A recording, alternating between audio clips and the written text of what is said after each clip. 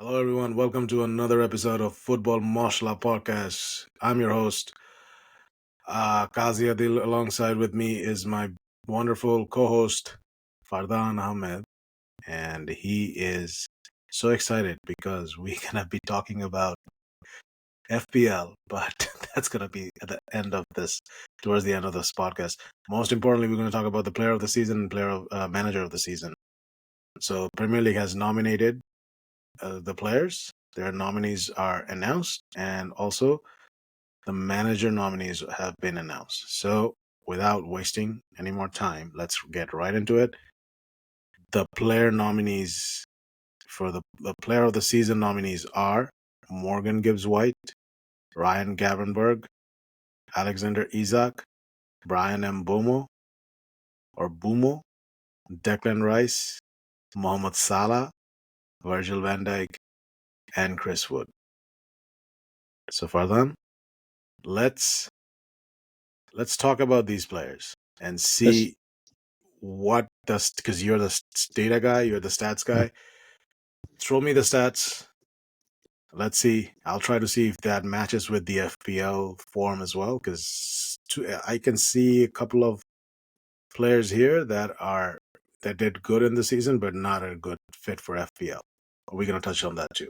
exactly, guys. We're going to talk about where the Premier League, the impact they had for the respective teams and how they contributed and how uh, their contribution towards FPL managers, which is us, who put our efforts in, day out, and in the effort of, he's going to get me some points. But these are very interesting. But before we proceed, if you haven't subscribed to our channel, make sure you subscribe. If you are liking what you've seen so far, my wonderful co-host did a great introduction, so give us a like also, and don't forget to comment as we are going about our podcast. So as we proceed, the nominees are very, very interesting because the first name you said is Morgan Gibbs White. Morgan Gibbs White have been heavily mentioned in the podcast FPL community across Twitter, across the Fantasy Premier League official channel, the great YouTubers, you name it, everybody went for them. But in terms of his data, like if I have to mention, it's very quiet. Like throughout, we still have 2 games to go in the Premier League. So he out of the 36 games in the Premier League, he only started in 32 games, and he scored 6 goals and 8 assists. Well, there were some minor injuries, minor knocks here and there, or as England calls it, niggles. But in terms of if you sat on a Morgan Gibbs White day in day out, he would have given you 2 to 3 points. But if you had Morgan Gibbs White during that time when Nottingham Forest were on a 6 to 8 week clean sheet record, for example, Matt Sells has the most clean sheets in the Premier League this season. And we don't really expect that. Usually the names are Raya Ederson. But, for a team like Nottingham Forest, who are fighting to get in the Champions League, it's a big piece. So from the FPL perspective, if you ever want to hold a player like this, it has to be a budget enabler who's on your bench or who would sometimes come off the bench to give you an odd 3 points. And his total FPL points to date, as of game week 36, we are getting into game week 37 and 38, is 141 points total. Look at that. It's so less compared to it's like not even half of the highest scoring player, right? Salah is on what, 240 or to what? 332. Look at that. Salah has been beastly in FPL this season, and 140 is very measly compared to the highest scoring. Like if he should have been in the 200 220 range, then he would have been FPL worthy. Talking about him. Yeah, so this is like, that's where the thing comes in, right? These are players that are not FPL worthy, but they are having a good season for their club and they're nominated for player of the season. Yeah, because he is the talisman mostly for Nottingham Forest. He is, making sure the attacks are there, recovering the ball. He does the layoffs, and Chris Wood, will get to Chris Wood in a bit. But he's been the unspoken piece of the puzzle of Nottingham Forest. So then we touched a little bit on Mohamed Salah. So let's go Yeah. straight to it. Mohamed Salah. Oh, yeah. The big dragon of FPL, the most successful player in the history of FPL. and his points are, they won't be broken for a long time. I think so, because everybody thought that Haaland's price tag with 15 million, he would, take everything off the charts. But Haaland have been very quiet this season for whatever reason that may be. But Salah, for example, last season, throughout all competitions, he had 25 goals. But this season, just in the Premier League, he has 28 goals out of 36 matches, which is crazy. And, gone are the days when 35 to 40 were the golden boot on in the Premier League. But now anybody can win a golden boot with 30 goals. We're expecting him to score at least one goal in each of the next two matches. That speaks volumes for how the quality of the Premier League has changed from those times. Maybe defensively, Premier League may be doing better, you know. But then again, coming back to FPL, 28 goals, 18 assists. And if you compare it to last season he was very quiet. And what was his points again? 330? 332 That's FPL. massive. And we still FPL. have 2 games to go. He's going to hit the 350 mark, pretty sure. And, if anybody held on to Salah, for example, a lot of our friends also in our mini league kept on selling Salah or having Salah and not captaining him, they suffered heavily. And sometimes we also have some players who were ghost teams. They had Salah on their team, they captained him, and they didn't manage their team for like 4 weeks. But they came back and they were still in that ranking, but just because they had the armband on Mohamed Salah. So it's been incredible. Mohamed Salah, absolutely incredible this season. We're gonna stay with Liverpool. Ryan Gravenberg. He has. I'm just gonna say 92 FPL points, but he had a 91 FPL points. Sorry about that, but he has been pretty much a mainstay in Arne Slot's system, right? In Yeah, the Liverpool the team. the Dutch connection was there. Arne Slot really tapped into Gravenberg's potential, and he was absolutely, what should I say, essential to Liverpool's midfield. We'll get to McAllister in a bit, but Gravenberch, he was so aggressive. He was ball recovery, his aggression was there. His tackles came in at the right times. He took some cards for the team. He has 4 assists this season. So from the FPL perspective, if you had him again, it would be a budget enabler, someone who stays on your bench while you play around. But then again, why would you have Liverpool a budget enabler? Budget enabler are usually from teams that, like Brighton, um, not Brentford this season. 180. Arsenal. Yeah, but people really think that when it comes to FPL, Arsenal, Man City, Liverpool, these are the teams where everybody is tripled up, right? They have one defender or a keeper, midfielder, striker, or 2 midfielders. In this case, we also saw Nottingham Forest 2 defenders. A lot of people went for 2 defenders in Nottingham Forest. Last season, we saw Arsenal having 2 defenders was pretty essential. Gabriel Saliba combination or the Raya Gabriel combination. But yeah, Gravenberg, I think from the FPL perspective, no. Like if you think about his uh, his force in the Liverpool squad, definitely he was absolutely incredible. FPL perspective, I don't think so. Alexander Isak. Now this guy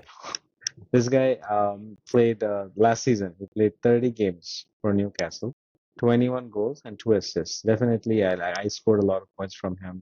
I won my mini league. He was essential in my team. Now this season, out of 33 games, he was injured for a while, by the way. Even last season, this guy is pretty injury prone. Maybe it's his height or whatever. But 23 goals and 6 assists. So he has significantly gotten better. Like according to FotMob, his player rating for in the Premier League was 7.4, and now it's 7.5. But I think that doesn't do justice. It should be at least 7.9 or 7.8. He definitely gotten better. His non-penalty XG got better. So last season his penalty XG was higher. So I think he totally deserves to be part of the, what is it, team of the season, or what is it? No, player of the season. He Player will of the season. definitely he will definitely be part of the Definitely. team of the season, but he's player of the Mhm. season. Player of the season, yeah, nominee for sure, yeah. And from the FPL perspective, he's been dynamite. And I remember bringing him in before anybody else, and those 12 points, 14 points, they really helped me in my mini league. 209 points in total so far. Hmm. That's great. That's great for a striker. fun fact: he's tied with Cole Palmer, who's not been nominated. He's Cole Palmer is 209 as well. This Uh, time last year, the internet was going crazy about Cole Palmer. yeah, and then we have our Brian Mbumo, who's actually in No, second, right after Salah in total points scored. Right, he's 223, almost like 100 point, like less than 199 points difference between Mo Salah and Mbumo. Um, but the thing about that is, he's also having a great season with Brentford, right? So his points tally is matching up with his real life assists and goals, right? for sure. Like for example, Brentford last season were okay. I mean, Bryan Mbeumo was in some teams. I don't remember having him, but there were some. There was a huge differential last season. But this season, his ownership kept on climbing. Ever since people saw his XG going up, his assists going up. Last season, he had 9 goals and 6 assists in the Premier League. This season, 18 goals and 7 assists. He has doubled his standard of goal scoring, which is insane. Given that Brentford is not, people don't really talk about Brentford as a Premier League. Brabant and Mbomo, Wissa, Janelt, Norgard, these are the players who we don't really talk about, but you have to give a shot. And then also beginning of the season, they got a big thrashing. They're defensively, they were struggling. For them to turn it around, it was insane. It was very good. A big shout out to Thomas Frank for doing it for Brentford. But coming back to FPL, I think Brandon Bomo, if somebody held on to him from the beginning or after the first wild card, it was a gift that kept on giving for sure, Brentford, and it speaks volumes that the highest scoring player is like 100 points uh, across. I mean, not across. 100 points past the second highest player, which is Brandon Bomo, and I think it's absolutely stunning what Brandon Bomo has achieved for Brentford. Coming to Manchester United, we'll see. Uh, that's not a breaking news, but the rumors are there. Declan Rice, 114 points in FPL so far. Yes, Uh, Declan Rice has been phenomenal across Europe because of his, 2 hits against Real Madrid. that's what he's And as remembered for, I guess, this season. yes, it was definitely a trick up his sleeve, and Madrid was not ready for it. Courtois was not ready for it. But in terms of Premier League, he had a better season last season. He played all the games for Arsenal last season. He scored 7 goals and 8 assists. But this season, he didn't start every game because of his, he had Champions League and everything. So 3 goals and 7 assists. So from the FPL perspective, it was a hit or miss, but then again, I think it was a huge differential if you had him in your team. But then again, as a midfielder, would you really have Declan Rice and not Bukayo Saka? Saka has been very frustrating for a majority of the managers in FPL.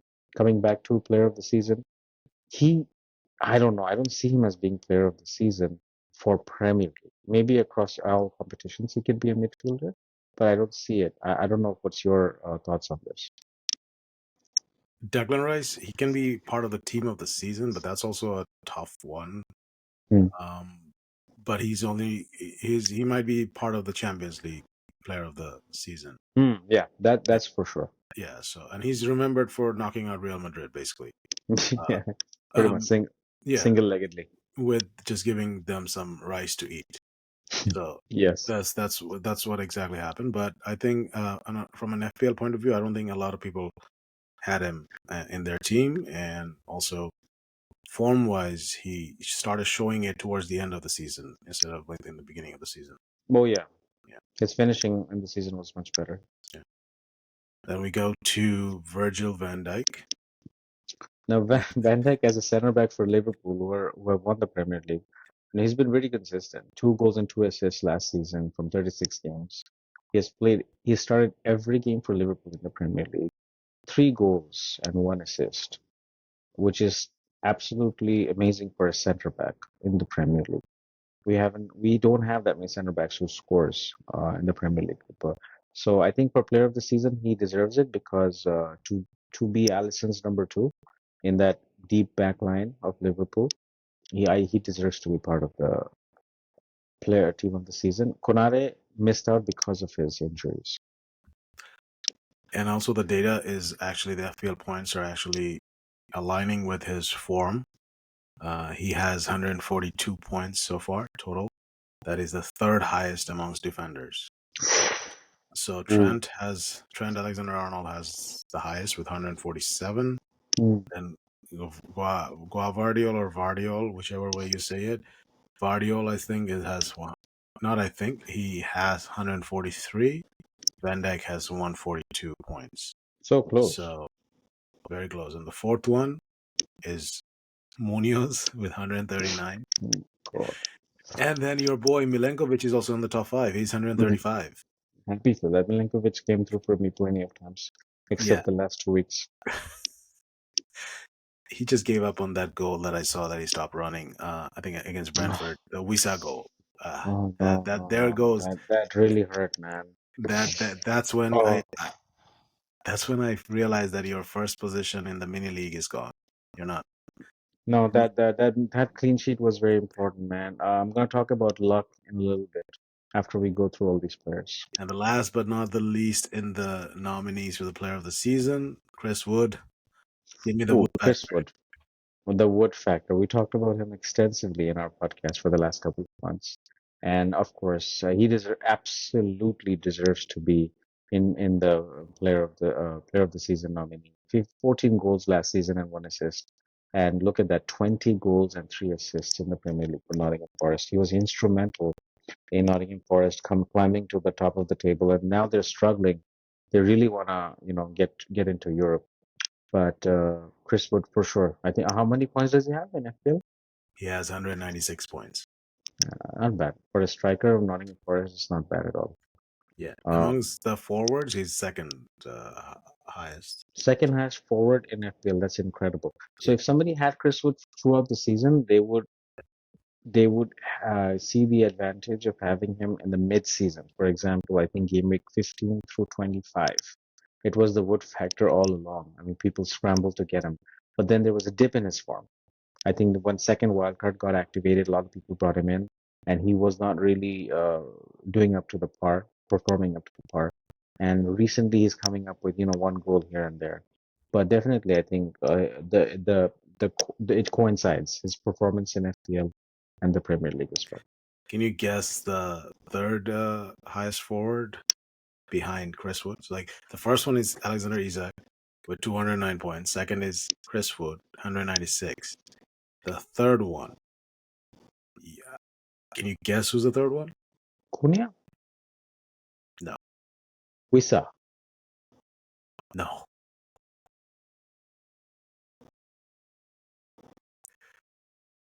This is where buy and hold factor for the FPL comes into play. And I've been saying this. I'm a FPL rookie, but after going through this data, you need to also have that mindset going into next season. There's certain players you buy and forget. Like you bring them into your team, hold them. Like Mbumo is a good one. Wood is also a good one. But this player on number third position is Ole Watkins with 100 No way. with 179 points. The first morsel of this episode, man. Oh, man. Ole Watkins. Imagine if somebody had him. No, I Oh, did. I did. I had him for my team. He missed open net chances. He missed tap-ins. He limped. Oh man, every time I had him in my team, my luck was not with me this season.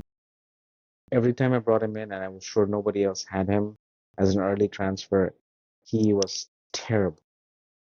well, he gets the bonus points. He does get the bonus points.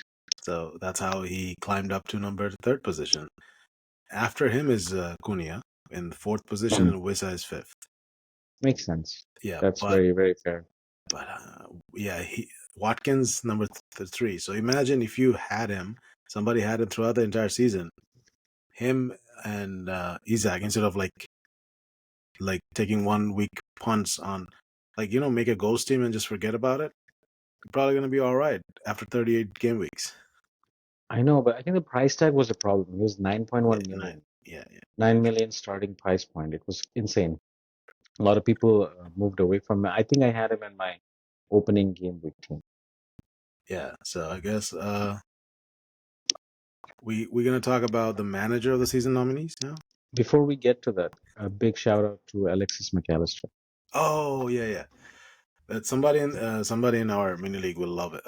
There are two of them very vocal about him. Loves him to death, like McAllister. You know who you are if you're listening to this.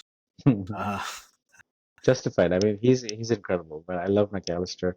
Big Mac, I like to call him, even though he's very small in size. Because he packs a very big punch, even though he's very small in size. I hope he doesn't leave the Premier League. The interesting fact is he started 33 games for Liverpool last season, 5 goals, 5 assists. He played 2 extra games this season. He has the same amount, five goals and 5 assists. But this guy, oh my God, he's a treat to watch. He was instrumental again in Liverpool's midfield. He scored those dead ball goals, the set pieces, you name it. He was there. He did the layoffs to Salah. He did the layoffs to Cody Gakpo. I think Cody Gakpo also deserves a shout over here. I think he scored a lot of goals. You know, that Liverpool, even those 1-0, 2-0 victories, Cody Gakpo just came through. And you see a similarity here of the Dutch players shining. Cody Gakpo, Gravenberg, Virgil van Dijk. I think Slot was very good in, unlocking the potential of his native countrymen. don't say that to Eric Ten Hag. Hmm. Not all Dutch coaches can unlock Dutch potential from the Dutch players. Ten Hag is, Louis van Gaal with the Netherlands, oh yeah, for sure. Ronald Koeman with the Netherlands. Koeman for sure, yes. Yeah, so Slot did it with Liverpool. Slot did it. Slot is exceptional. Slot is definitely, we're going to talk a lot about Slot in the next slot of our podcast, no pun intended. But for McAllister, I think that he shouldn't leave Liverpool. He deserves more game time, I think, because he was rotated heavily in the mid season. And I think that from the FPL perspective also, because people had so much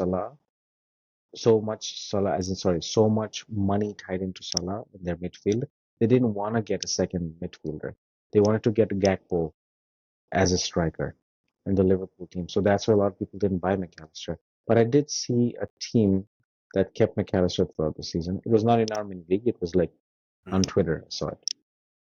Oh, good for that person. Yes. McAllister to Liverpool. Oh, sorry, McAllister to Real Madrid. Very much possible. Very much possible. I can't wait to do our transfer rumor podcast. It's the rumors every day are going. Here we go any second, man. We have to do one next week. Moshla transfers, right? That'll be Absolutely Moshla transfers. June 1st is the transfer window that opens up, closes on I think June 14 or 16 Mhm. because of the Club World Cup, and then reopens again in July, I think, and goes up until September. Interesting. I don't think we've had something like this in a long time. We never had this. We never had this. So this is gonna change a lot of things for the Premier League, La Liga, Bundesliga, a Yeah. lot of things. But let's not digress. Let's stay on the topic. So, manager of the season nominees are Thomas Frank, Eddie Howe, Nuno Espirito Santo, Vitor Pereira, Arne Slot. Vitor Pereira, who would have thought? Who would have thought? But I wanted Nuno Santos to be here, honestly. I He think is he here. deserves. He is here. Nuno You Espirito mentioned him? Santo. Yeah, Oh, Nuno. I'm sorry. I've totally missed him. Yeah, Nuno, I think is my manager of the season. What he did with this team like Nottingham Forest, no one saw this coming. No pundit saw this coming. Thomas Frank, yes, to some extent, absolutely. Why not? But I think Slot will take the award, for obvious reasons. Um, Iraola, I think, deserves a good shout. Iraola had a very good surge with Yeah, I'm Bournemouth surprised that he's not nominated, but Vitor Pereira is nominated. because there was a slump in Iraola's performance. Like he took away the big teams in the first half, but when he faced those teams again, he was good. He wasn't bad, but then he lost points against like weird teams. He dropped points against West Ham, Brighton. He dropped a lot of points here and there. But I think Vitor Pereira is. I mean, he saved them from relegation, but I don't know why he's nominated. So let's go through the points in FPL total points. Arne Slot, is 112 points. He's number one in the FPL ranking. Then Thomas Frank has 110 points. Wow. As like these are all assistant manager points technically. Yeah, we're starting Gameweek 24, mind you. Starting Gameweek 24, and then Eddie Howe, he has 97 points, Hmm. and Nuno has 70 points. Big difference between Yeah. third and fourth. My goodness, Amorim has 66 points. Wow, right after Nuno. And Vitor Pereira. Vitor Pereira has actually. Oh wow, Pereira is number fifth in the overall manager ranking, so he has 100 points. Not bad. So yeah, Vitor One better Pereira, than maybe because of this, he has been nominated. So in a nutshell, I think it's gonna. We all know that Arne Slot's gonna win. it will. Manager of He's the gonna win season, for sure. Yeah. and definitely player of the season is Mohamed Salah, even though his form Yeah. is down Yeah. a little I bit. mean, there's no competition, honestly. Yeah. So I think that's that. And then now we're gonna go to Gameweek FPL Gameweek 37 preview. So Yes. Fardan, hit it. Oh, before we What do go you for Gameweek 37, I think that we should talk about Gameweek 36, how my free hit luck was no good. In the free hit, 36? 36, oh my God, I did the free hit. I needed a 40 to 45 point, like a lead to get close to my mini league rivals, which is Kanchan Bhai and Rifat. Now, it was perfect team. I called it perfectly, because Pep came into the press conference. He mentioned that, Haaland is good, Haaland is good. So I took a big leap of faith. I was so scared. I brought in Haaland. I sold Marmoush. I didn't even have him on the bench. I had Kevin De Bruyne from the week before. I had Guardiola. I had Cunha. I had Wissa. I had Mbumo. I had Ilanga. Um, Man, I had double Nottingham defense against Leicester City, Sells and Milenkovic. Did I tell you that Vardy's gonna score? I did tell you. I warned you Vardy's gonna You score. told me repeatedly that Vardy will score. I did not listen to you because Nottingham Fortress, like I like to call it, Nottingham Forest home is a fortress, but that thing is not a thing anymore. After game week 30, it slumped. They're going through a slump. And all the calculations that I had went down the drain. So please never ever call me scientist because my luck was terrible. Seven of my players combined scored only 6 points. My only people who gave me points was my differential Shade, which I think was an excellent pick for myself. Then it was Ilanga. He gave me 7 points. And Bumo. And only one more player, I forgot. So literally four players gave me points. Vardy gave me points. And it was just terrible, man. It was absolutely terrible. I scored a measly 43 points in a free hit. That's the most terrible. The average you should score in a free hit is at least 65 to 70 points. And there's no chance of me doing anything in my mini league now. I can either finish third or fourth, and that's it. But there's always next season, you know. Yeah, Uh, there is. But there's luck always matters a lot. Luck matters a lot. Those guys had Munoz. Munoz gave them 11 points, and it's crazy. Whenever I had Munoz, even the double game week, I had -1. And we spoke about assistant managers. That luck also matters because when I had Graham Potter, he was about to give me 20, and then he conceded a goal, a very dumb goal. Then there was another week that I missed out was Newcastle. I didn't take Newcastle. I went for Glasgow because Crystal Palace was surging, but then they slumped again. And now I did free hit. I didn't take any Crystal Palace player. And look at Munoz. He went through 11 points. So whenever I don't have a player, those guys go ahead and just go crazy. So it's been my luck this season, man. It's been terrible. hey, the best team not always wins the Champions League, right? This season they didn't win it. The best teams, I think, apparently you thought Barcelona and Liverpool. Barcelona definitely were one of the better teams or best Definitely. teams, right? In the So world, for in the sure. world. Uh, They didn't win the Champions League, and so maybe you got lucky last time when you became first. I'm Hmm. not sure about that. Hmm. Maybe you are the scientist who has the potential to be number one, but yeah, the best one not always wins, you know. So, but also, having said that, FPL is like winning the English Premier League because it's played over 38 weeks, game weeks. Definitely, So you have definitely. to be consistently actually be very good and consistent, like having a Watkins and buying and holding on to him so that he gives you Well said. cumulative points Cumulative for points over 38 time. weeks Yep, yep. over time. Yeah. It's like Buying and hold. Yeah, that's the lesson this season, I guess.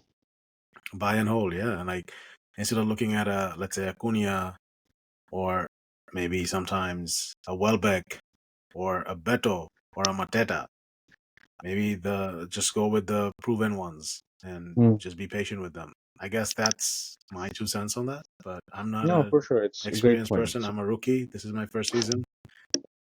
So, but yeah, and also You've your learned a lot. KDB thing didn't work out, right? Okay. KDB, KDB. Hmm.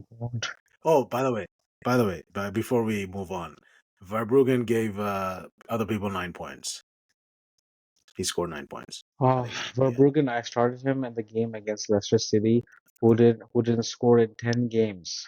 10 games they gave away clean sheets to other people. But as soon as they play my team, Brighton, my team as in like my keeper, my starting keeper, I benched Raya, gave Verbruggen. He ate 2 goals. He conceded 2 goals. Kukurea against Ipswich. He also conceded 2 goals. My luck was absolutely, ah, it's insane, insane, man. So I think we can all see that Fardan is done for this mini league. He has accepted that he will be either third or fourth. You can go below fourth, so that's a good thing. You're gonna finish in the Champions League spots. Uh, so that's good. You'll qualify for Europe. The best team in Champions League didn't win the Champions League, but the best team in Europa must win the Europa. The undefeated team in Europe. I should win the Europa. Well, that's Europa. another topic. We will find out next week. In a week or so. Europa final is just like a English Premier League FA Cup final. Mm, It's for sure. basically two Can you teams believe? and nobody In knows what's Bilbao. in Bilbao. We're playing basically an FA Cup final in Bilbao, and Bilbao is our Wembley. Um, but jokes aside, it will be an interesting game. I don't think any For team will sure. will try to give up because that's their last hope. Um, all right, so game week 37. Quick Give me preview. 37. Yes. Um, 37. So we have Isaac some. for Watkins. Yeah, that is the most, what should I say, the most popular transfer happening right now. Hmm. Isak to Watkins. Watkins, why are the people getting him? Because Tottenham Hotspurs, they're going to do heavy rotation. They're getting ready for the Europa, which is right after the game week 30. 25th May is the last day of Premier League, and the day right after is 26th May is the Europa final.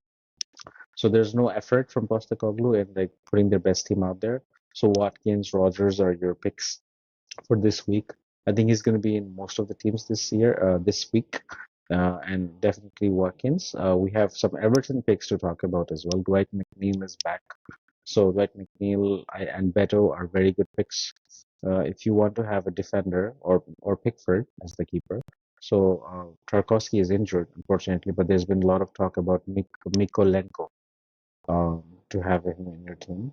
So I think Everton picks are going to be very interesting because Southampton cannot score, unfortunately. Aston Villa, so Chelsea is playing United at home. Chelsea's Pedro Neto is in contention. I think Pedro Neto will do very good against a very flimsy United defense. Sancho's gonna Uh, score. Sancho. Sancho, good point. Sancho's coming to Old Trafford, Yeah. so that's going to be No, Sancho's playing at Stamford Bridge. It's Manu away. sorry, Stamford Bridge. I'm sorry. Yeah. So Sancho will get to play against his old club. so we'll see how much freedom he Oh has no, tasted. sorry. I think he's cup tied. He's in loan, so he's cup tied. He Oh, cannot play against Manchester United. Start. we're so dumb. We didn't realize it. Sorry, folks. But But they're gonna pay us £5 million to bring him back. Like give it back to us. Sanchez coming back to United for £5 million, and we paid his I don't I whole don't mind that salary. at all. I want to see him on the Amarim system. I really want to see him in the Amarim system. Don't bring Greenwood back. Anyways, I would love Greenwood back. yeah. So you tell that to I the would. entire society. Um, we'll get to that episode. Leicester is facing Ipswich at home. The funny thing is, the fixture difficulty rating in FPL has rated Ipswich higher than Leicester. So it shows that Ipswich is facing a weaker team, but not Leicester. Uh, So who would you think is scoring in this game? Is it uh, Vardy or is it uh, Delap, Delap? Delap. He needs to make the transfer. Also, Vardy's gonna score too because he's a free agent. He wants to come to a It's Premier also League. his last game in King King King Power Power Stadium. Stadium. Yeah. So there's a lot of spotlight. I think this guy loves spotlight. So I think Vardy is gonna score this week for Yeah, I sure. think it's a scoring draw. Scoring draw. Okay, good call. Good call for the FPL our listeners and viewers. Brentford with Fulham at home. What do you think? Mbumo Wissa show again? Yeah. Shade too. Oh, Shada, yeah, this guy. Yeah, I think Shada is gonna be in a lot of teams this week. Shada and Watkins are gonna be in a lot of teams. Yeah, Shade, Watkins, and Mbumo. Yeah, Yeah. Flecken also showed a very good clean sheet last week. He did, he's the most saves in the Premier League. So I think he's going to do good against Fulham too, if you want to pick Flecken as a differential. but Fulham also is a very unpredictable team. So Raul Jimenez might pop up and score. Alex Iwobi can also give assists and scores. Mhm. Right? Even Adama Traore. I would fancy Iwobi and Jimenez over Traore. Yeah. And so goalkeeper wise, is it a lot of people are going with Aston Villa, Aston Martinez? Yes, Martinez. I was surprised to see a Konsa Martinez combination in our mini league. Both of our top two, they both went for Konsa Martinez. I did not see that coming, and they both raked in a lot of points last in game week 36. Aston Villa getting the 1-0 victory, Watkins getting the goal.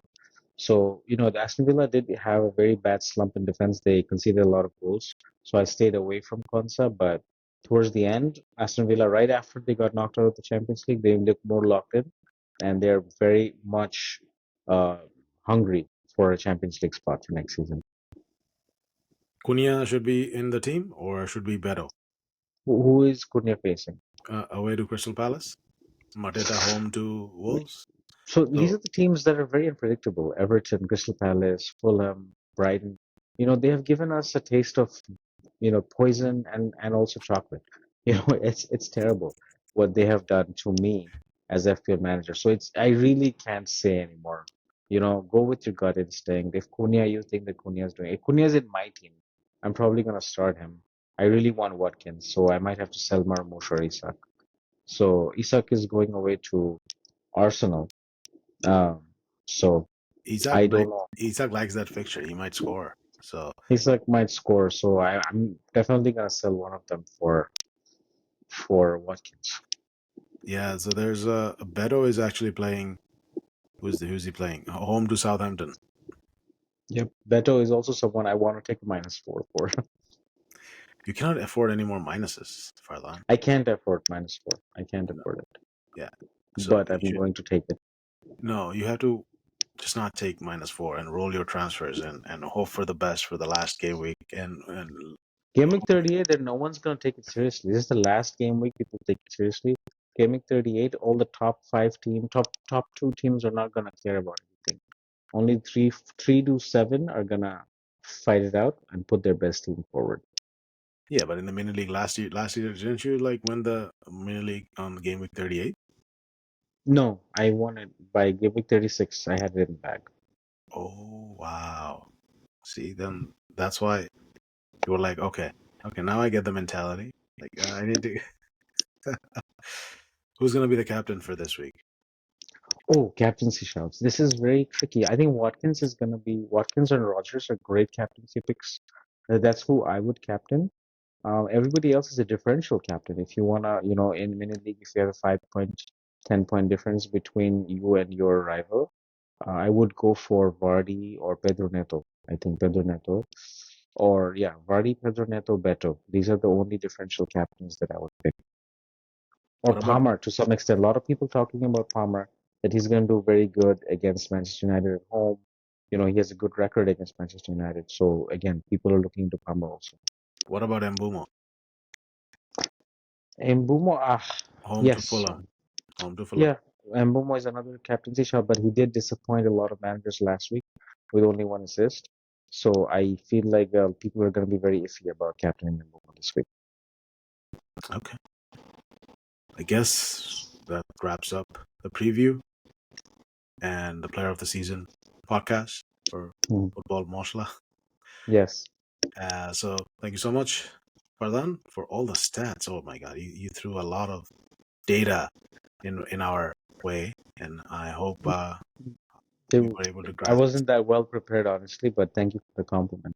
Yeah, you're good. I mean, me and data doesn't go. So, anyways, thank you so much, ladies and gents, for watching this. We will see you guys pretty soon in the next episode, and I don't think that. And next episode is going to be an exciting episode also.